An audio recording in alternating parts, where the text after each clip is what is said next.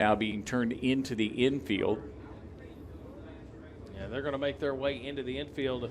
And, you know, you look at the 4 features we had last night and, of course, the 4 features we had on Thursday night.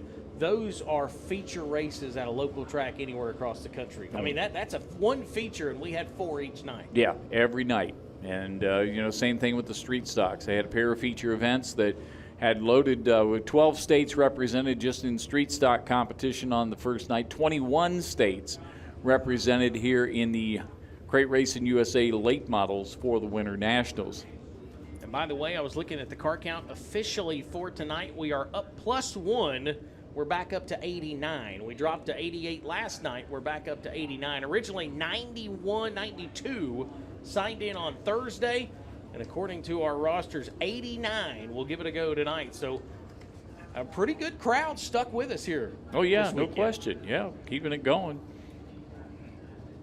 Trying to find out who because we did have a situation where a couple of guys dropped after Thursday, but then we added Tim Dowling back into it, a local racer getting his chance to perform. And Dowling is on the lineup sheet again for tonight.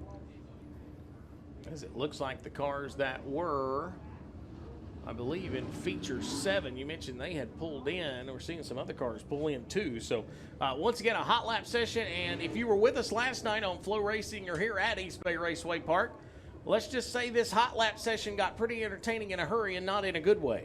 No, I mean, that's just a distant memory right here for a lot of these drivers. These are a different group of cars in most respects because they had more to pick from. If we just use these 2B features, there's only 18 cars combined in that one versus the 23 we had last night. But again, got to remind some of these drivers that hot laps pays nothing. So just get in there, be smart, see what your car is going to do before you start pushing the edge here, and above all else, avoid that spot that's going to put you over the edge, because there is a point of no return when you're trying to turn left at a speed that you may be carrying too much of. Yeah, and the drivers were told that we're going to be a little strict tonight. There's actually not really close right now, but there is maybe a little bit of weather in the area. So these B mains tonight, they're going to be set on a time limit. So we're not going to fool around tonight. We got to go, and we got to get there in a hurry. Why take a chance? That's it, plain and simple. Drivers need to be on their A game, prepared for it. The spectators expect the drivers to step forth. And nobody really likes to watch the overworked track crews that we've seen here. In fact, unfortunately last night, 4th feature, a lot of the fans had already departed and unable to stay any longer. And we certainly don't want to get into that situation with our B mains that we have for tonight's activity. Yeah, and it looks like Race Control Series Director Adam Stewart letting them know, hey, the track's getting ready to be yours. Take your time, tiptoe as you will. As East Bay Raceway Park, it is Championship Saturday as we get ready to see the green and yellow flag. We'll see if they indicate both or they just throw the green light on. They do. Hot lap session is underway. And you can already tell, by the sound of the engines, everybody's kind of tiptoeing right now around this racetrack. Wisely so, as Roland first one into turn 1 at speed, and he seemed to be well in control of his car. There's an exception to every rule right there. Mike Wynn testing the limits, as does Leitendecker in the 33 car. Had a chance to speak with Wynn right before we come up to the booth, and he's just excited. He said still getting your grasp behind the wheel of that machine as the cars will work their way around the racetrack. Everybody's still, surprisingly, everybody's kind of flirting with the top side. Indeed, and Mike Wynn was in the top 5 in the practice session last night and did not translate that into qualifying, just outside the top 10. But these guys, again, finding the upper limits. Nobody's really trying to go down onto the bottom just yet. And I'm watching. They actually did a little extra Bobcat work down here in turn 1, Al and the team. And I'm not seeing that dip right now that we saw yesterday. Actually seen that dip in our hot lap session. We'll see if Roland will kind of work towards the middle to the bottom. I'm not seeing that dip right now. So that's a good sign. That's a real good sign right there. Track going to hold up here through the... And another thing, too, is the fact that we put a lot of laps on these racetracks the past 2 days with all those cars on the racetrack multiplied by the 25 lap features. And now the lap count is going to be down slightly. until we get to the A main. Yeah, but I mean, credit, the format was something that was talked about before, when it was announced. Everybody this weekend got more laps here than they've ever gotten before. Everybody raced features for back-to-back nights. Is the 49 going to be the first car that's going to cut into the infield? Ciccarelli's going to take his hot lap session and bring it to a close. Meanwhile, keeping an eye on how this track is working its character through, as the white flag is going to come out for this group. Still have another group sitting inside waiting on their chance to get out onto the racetrack, and of course they've been all staring at turns 1 and 2. Yeah, everybody today was up here at turn number 1 just glancing and looking, and that's when I was paying attention to the work that was going on. As we'll go to timing and scoring. Best lap was a 19.659, and that was missing data. Imagine that. Yeah, missing Everybody data. else's name is on there, and missing data is going to be the the top of the board. So we have to guess. That's what it is. Time's not as important as they were last night, for sure, but just the idea. I mean, you talked about turn 1. Even after the drivers' meeting was completed, some of the drivers left the meeting and went directly to turn 1 to see what they were looking at right there. They'd been out there walking around a little bit, talked to some of the other drivers that are racing the same chassis types, the setup, what it's going to be, how the setup is going to be, if there's going to be any difference to what they have had in the past 2 nights. As our second group will make their way out onto the racetrack. That 3 car, we talked about him. That'll be Mike Collins out of New Orleans, Louisiana. He'll be the first car out of the group. The 11 of Daniel Dial out of Lawrenceburg, Kentucky. The 20 car of Glenn Hauschel out of Paint Lick, Kentucky. The Bluegrass State well represented this weekend, I will say that. The 46 of Doug Horton, talked about him. The 07 of Bailey Cardwell comes in 72 points out of the top spot. Had a really good starting spot last night in one of those features. Going to have some work to do. Needs to finish in the top 2 of his feature coming up to be able to stick around. He's in a really good spot as I look to our Rogers Dabbs Performance Parts Crate Racing USA Winter Shootout Series point standings. Henderson is in the top spot. Roland, who's going to be in one of the features later on, out of the top 4 cars, Will Rowland is the only one not locked in right now. So the 22, who by the way is the most recent Ice Bowl crowned champion, will have to do his work in one of those Rogers Dabbs Performance Parts B mains coming up later tonight. Green flag for the second group is out. And we'll see, Larry. I still think this track may need a little bit more, but that first B main may end up seeing the track how it is. Yes, yeah, I think that's going to be a possibility here. Checking to see if we do have hot laps in store for any of the street stock drivers. We'll see them with their B main 1 first. There are sessions for the top 8 to get their hot laps in, and they're interspersed between the features. So it's not going to be now, it's going to be later.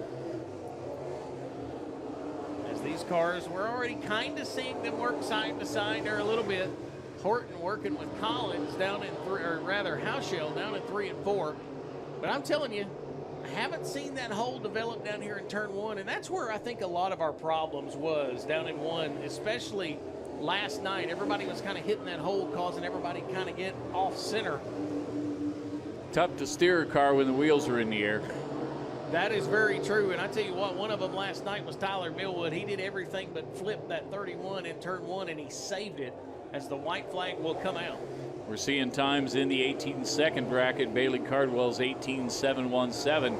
Best of the bunch, Houndshell second quick in the 20 car. Dials there at 18.9. Horton had a couple of steady runs. He was at an 18.982, his best lap. So cars will see the checkered flag, and that will indicate the end of this hot lap session. So we will see what everybody's thinking about the racetrack and possibly roll into our first B main coming up shortly, as of course we are set for opening ceremonies to kick off all the festivities here on Championship Saturday. We will see if we'll have any more cars work their way to the racetrack.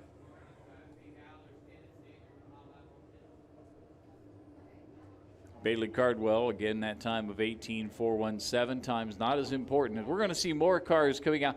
First car to come out here, So they got to put a number 1 somewhere on that car because Andy Nesworski's finished 7th and 7th in car number 7. So they've got to put a 1 on there somewhere. I'm not saying make it 17 or 71. Lord knows we have enough 17s. But, you know, there's got to be a 1 on there somewhere because right now 7, 7, 7. 3 sevens is great in a slot machine, but not in the Crate Racing USA standings. Well, maybe the number 1 lies in his cheering section. That would be clearly number 1, yes. So this group will make their way out onto the racetrack. So obviously we are going to run through some more 604 late models to try to run this track in this hot lap session. What's this green car in the back straightaway? Well, that would be Richie Stevens. Put the orange car in the trailer, and he's going to bring out the green, the backup car, and that's the car he's going to try to run through tonight. So wasn't happy, I don't think, with the orange car. But I tell you what, that orange car took a pounding Thursday and Friday. So they're going to bring out the green car and give it a go. Well, that's high vis as much as the orange car was. Front straightaway, Josh Vineyard's 96. The 05 of T.J. Britton, the 52 of John Wayne Haynes. Drivers that are out on the racetrack for this next group. Tim Dowling, we mentioned him earlier. He's in the back straightaway right now. The 14 AJ of A.J. Miller out of Fultonville, New York. A modified sportsman driver up north. We see a lot of that now. We see a lot of the modified, big block modified drivers coming down and playing with these late models. And, I mean, getting real comfortable in a hurry. Love to have them, too. 95V of Travis Varnador on the front straightaway. Been kind of a rough week for Travis here. He was the 2-time feature winner in the 604 late models here at East Bay in 2023. Travis has had a 7th and a 12th to his credit. So these cars making their way. Once again, we are still in somewhat of a hot lap session. Still more trying to get this track dialed in is what we're doing right now to make sure everything is in good shape. As T.J. Britton out of Central Alabama, 2-time Talladega short track champion, coming down here to the Clay by the Bay. His boy Richie Stevens in that 00. I tell you what, that car, he's had some really good luck in that green car, and we'll see if it picks up exactly where it left off. The driver out of Phoenix City, Alabama. And by the way, we'll be back at Phoenix City coming up in 2024 for the Alabama State Championships. Looking forward to that. I think that was the speed run for him, and speed, yes, it was 17.902, but 2 drivers better, Nesworski and Varnador. And it looks Vineyard has already tore the spoiler off the 96. That didn't take long. Oh, and he got high down here in turn 2.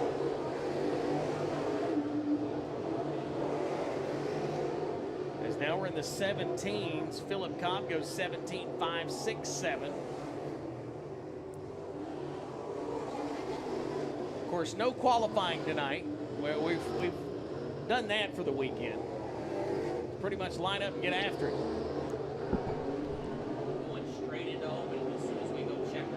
Got it. Not bringing them up, right? Not bringing safety? We're bringing them up. Okay, got it. We need a little bit of time for them to get staged. Got it. Going straight into it. So this group will get ready to finalize, and I do believe, Larry, this may be our last hot lap warm-up session right now. It's trending in that direction, and the white flag comes out, so that means there's only one more lap in this period to go right here. But watching those times, they had the speed run. Stevens got back up there to 17.513. That was at one point. Oh my goodness, Travis Varnador picked up 3/10. He was first, and then Stevens was second, and then Varnador went even deeper first. Dowling had a 17.244 come in the late stages of this one. These guys are dialing it all in. Fastest 5 was Travis Varnador, Tim Dowling, Philip Cobb, Andy Nesworski, and Richie Stevens. They were the Fast 5 in that group and the Fast 5 overall in the competition here. We're going to get these race cars off the racetrack, and it is approaching the scheduled start of tonight's racing program. Those who have the sheets find out that the opening ceremonies are scheduled to start at 6:55. And if we do our part, it's going to be right on schedule here. So the pit gate is open up for the Crate Racing USA late models to make their way out and get ready to go. Your anthem ready? Mm-hmm. Okay. Of course it is. You're in radio. So as the final car makes his way past, that's Tim Dowling into car number 12D. We welcome up the arrival of our track crew that's going to be in command of the activities here tonight. You've got your flagmen, you've got your EMTs, you've got your safety officials, you've got your tow truck drivers, and all the other safety drivers that are going to be a part of this activity. We keep our four-wheelers moving around here.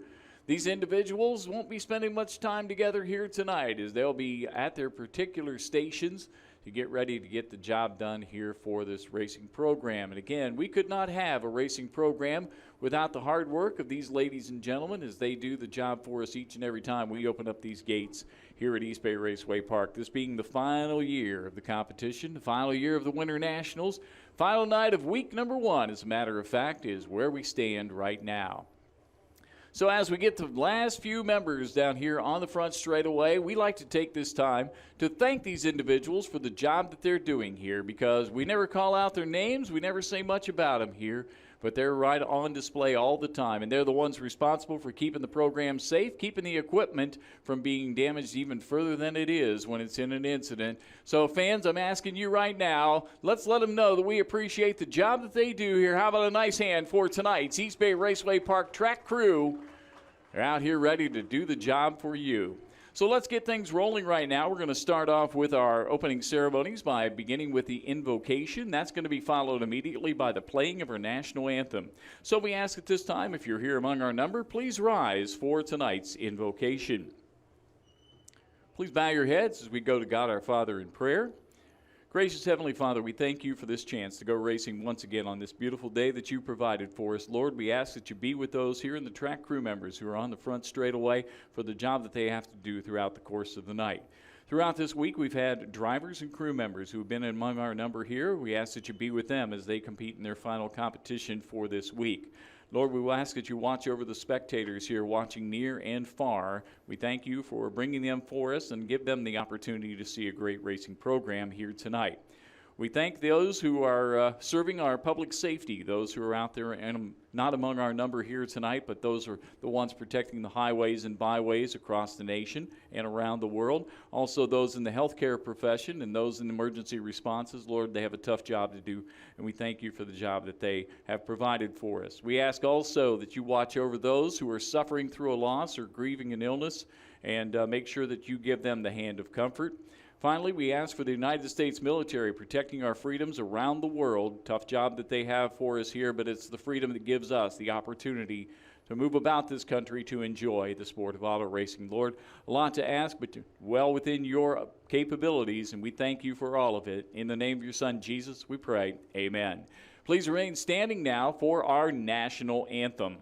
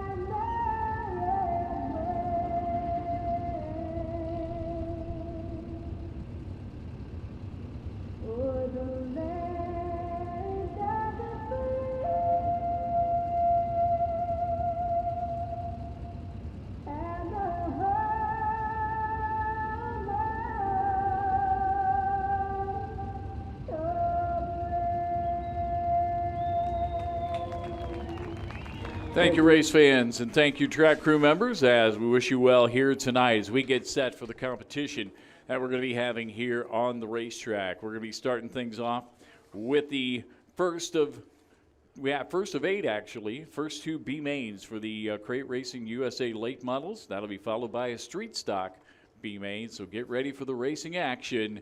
It's coming your way. Yes, those 8 Rogers Dabbs Performance Parts Crate Racing USA B mains will get ready to get onto the racetrack. And I tell you what, we mentioned this first feature, it's going to be rather interesting, especially when these cars haul off down into turns 1 and 2. Yeah, it's going to see what they have. They haven't had the chance to look at this racetrack at all. I mean, there's been no hot lap session, there's been no qualifying, nothing like that. They just simply had to watch what was going on with the groups 5 and 6 and the occasional 7 that was out there.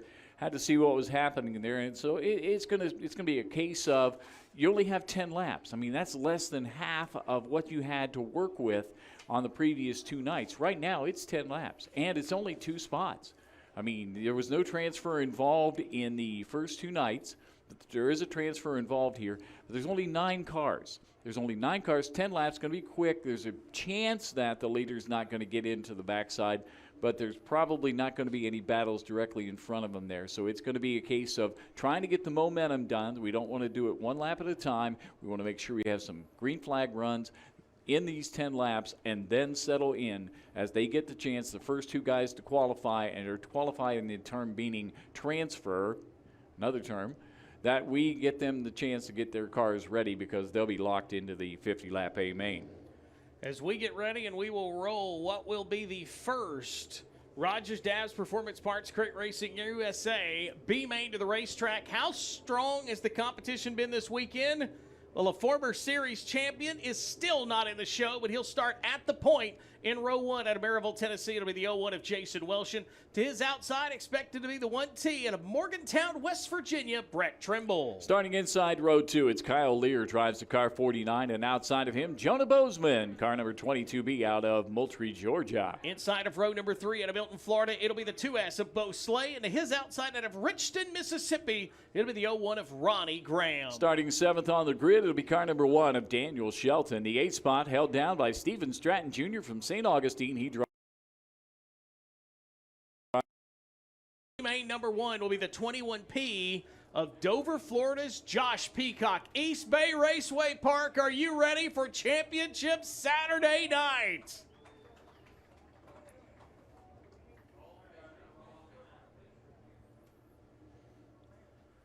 Well, Larry, we've talked about it for the last 2 nights. When it comes down to Saturday, it's all about getting to that championship feature.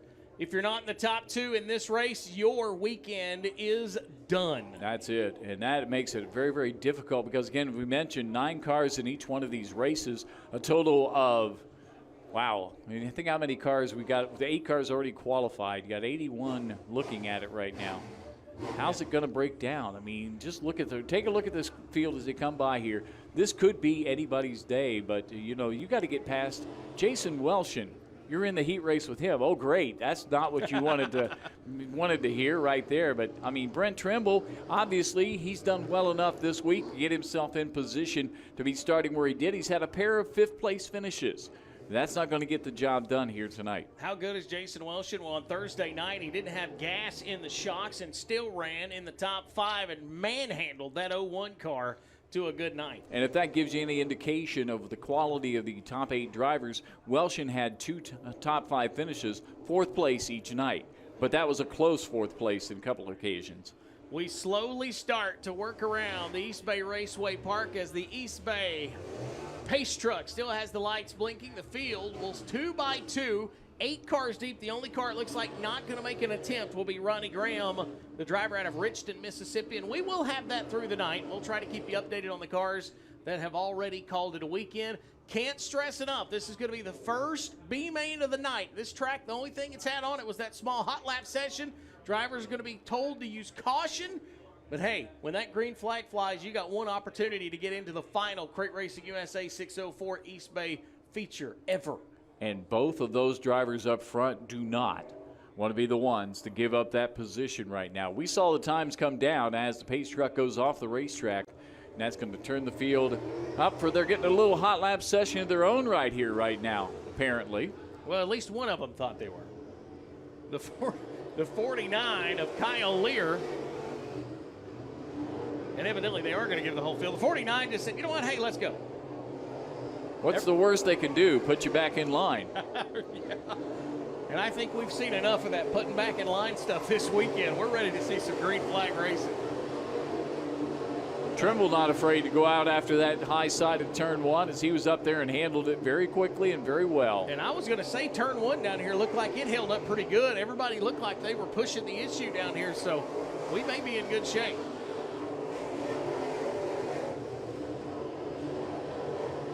What am I saying maybe? We're at East Bay Raceway Park on a Saturday night. Come on. Yeah, who's not here yet? We're still waiting on somebody.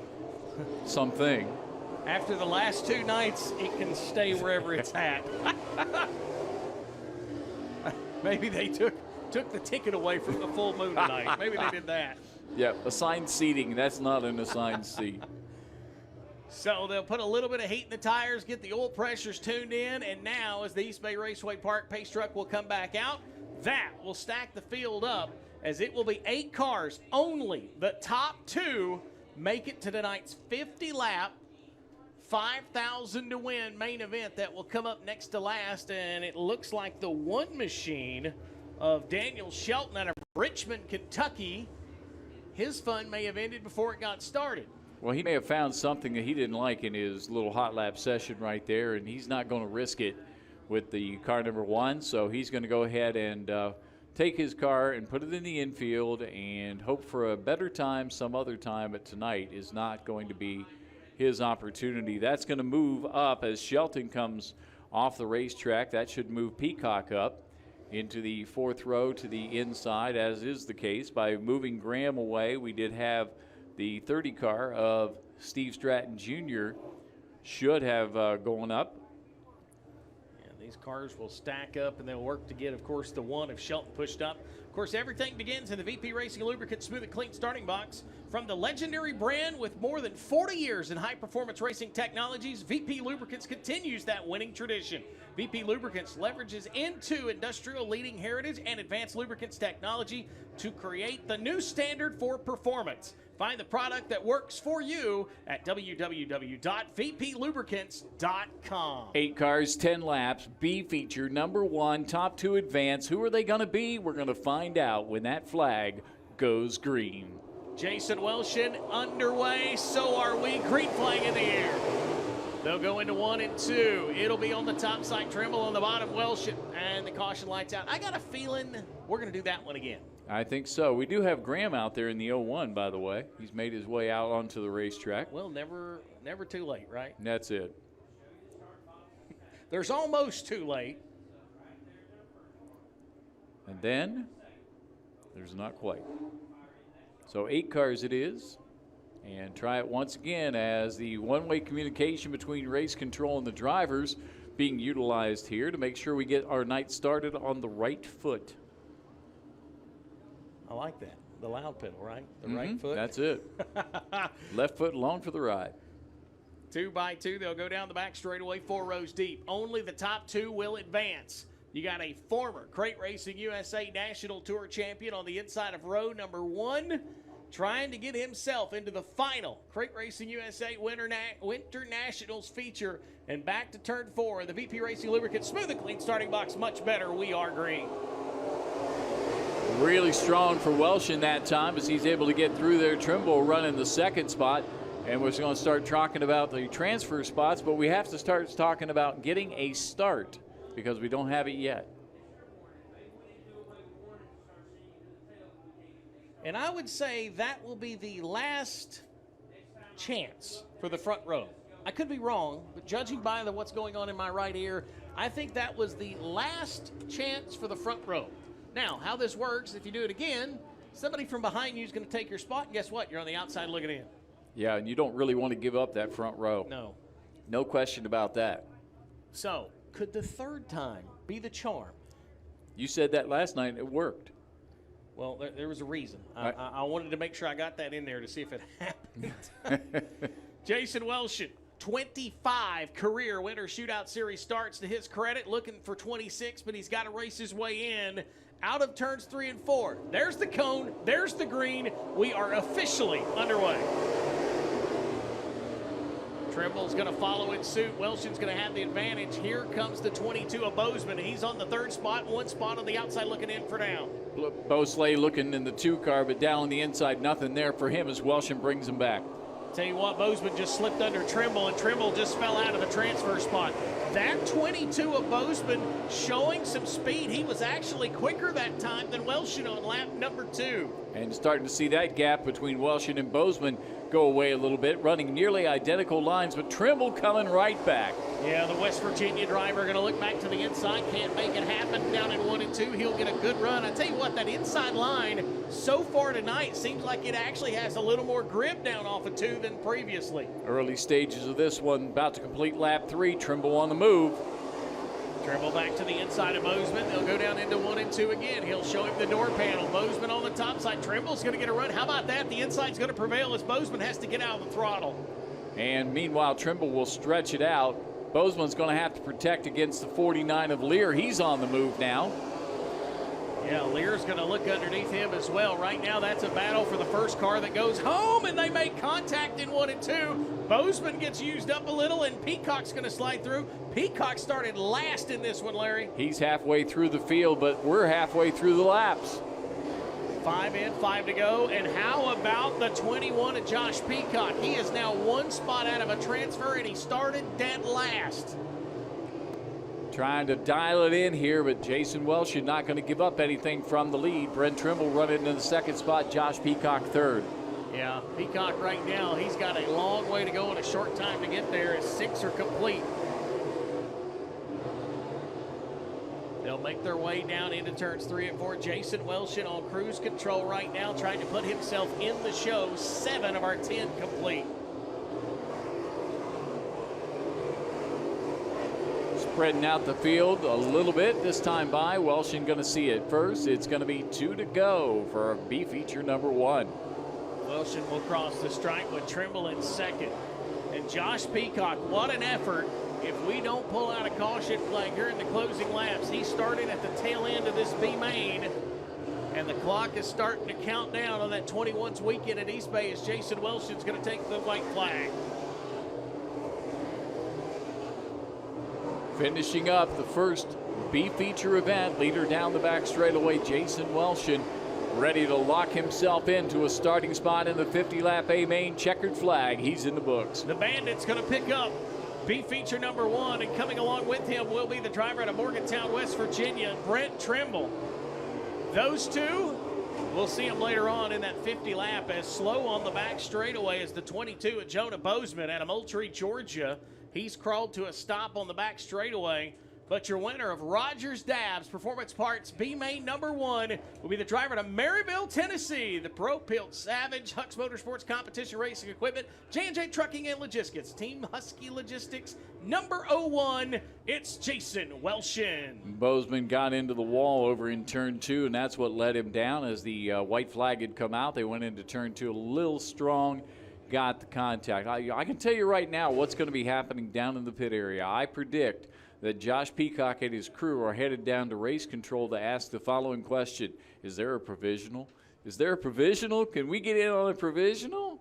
Yeah, and I don't know that that's going to work out good for the Dover, Florida driver. Of course, the track may give a provisional too. We'll have to see how that shakes out. But if you don't ask the question, the answer is always no. Well, obviously, yeah.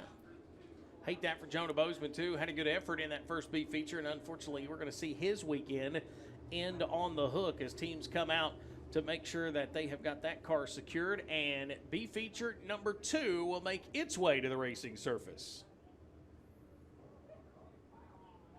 Leading off, B feature number 2 out of Russellville, Alabama. He drives the car 46M. That is Bryson Mitchell. On the outside of him, we go all the way to Bridge City, Texas. That's where you're going to find driver Corey Neal Jr. in the 7N. Row 2, it'll be the 27 of Derek Shaw out of Buckhannon, West Virginia. And to his outside out of Kannapolis, North Carolina, the 31G of Stephen Padula. 5th starting spot goes to Andy Michael. He races out of Allegheny, New York. He drives car number 17X. He'll be on the inside of the 29T of Tennessee racer J.J. Templeton. Row 4, it'll be the 7 of Barberville, Kentucky's Brian Smith. And out of Waimama, Florida, it'll be the 6 of Hunter Boyd. Oh, you took it on this time. Final starting spot would be the 42 of Steven Stratton Sr.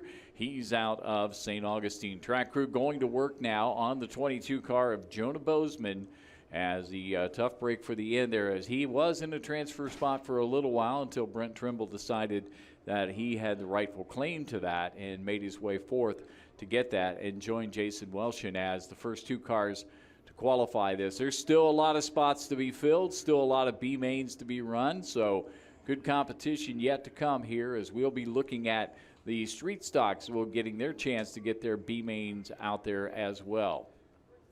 As we will see this second group, and I am looking over them, it looks like from here everybody will make the call for this second B feature.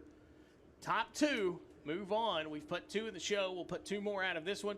And then I think we will turn our attention to our first street stock B main. Should be on the way coming up. We haven't been right about that this week, so. Well, I figured I would be wrong at least a third night in a row. There you go. That's it. That's what you call consistency right there.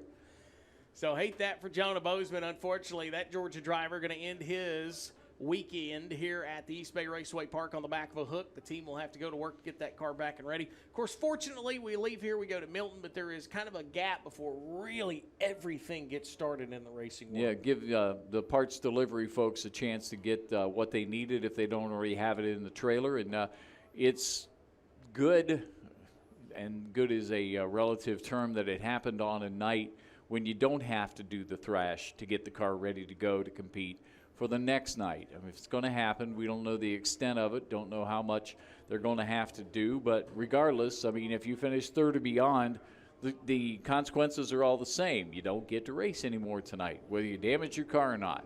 I will say, watching turn 1 in that first B main, I am not seeing that dip down here in turn 1. I know we've talked about that. That was a big thing to keep an eye on last night. I have not seen it, Larry, develop so far, and that is a good thing because I think that'll set us up for a really good turn 1. Oh, yeah, I think so. We've got to really make sure that these drivers, and again, the drivers have getting very little opportunity. They're not out there for 25 laps to watch the track change its character. They're only out there for 10 laps, and that's all they get. And we're going to get those 10 laps going on really quickly right here, because the field cars are ready to go, 9 cars strong down the back straightaway for B feature number 2. They'll work towards the VP Racing Lubricant Smooth and Clean starting box. Bryson Mitchell, Russellville, Alabama, the 46. The 7N of Britt City, Texas is Corey Neal Jr. Can B feature number 2 get the start right? They'll creep into 4. Creep flags underway. I believe that one may stand.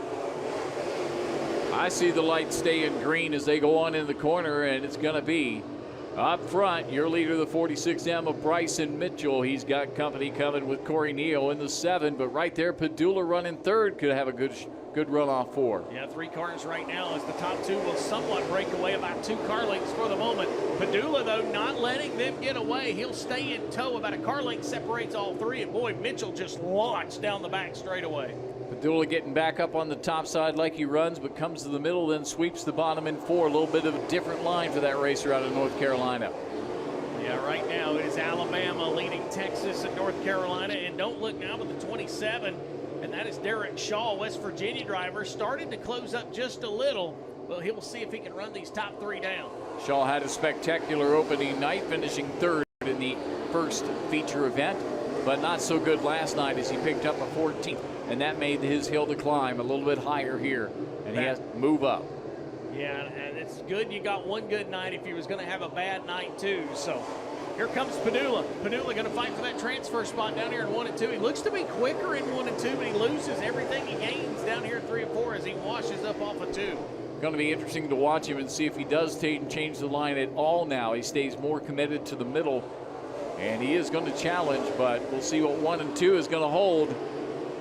Padula will launch down into the center of 1 and 2. Has to get on the brakes somewhat. Goes back fading as we'll continue to see laps tick away. Coming to lap number 6 right now. It is Bryson Mitchell showing the way here at East Bay Raceway Park. Corey Neal's had a 5th and a 6th so far this week, and he's going to make that position known. He's going to hang right there in that 2nd spot. Has it by about 3 lengths down the back straightaway.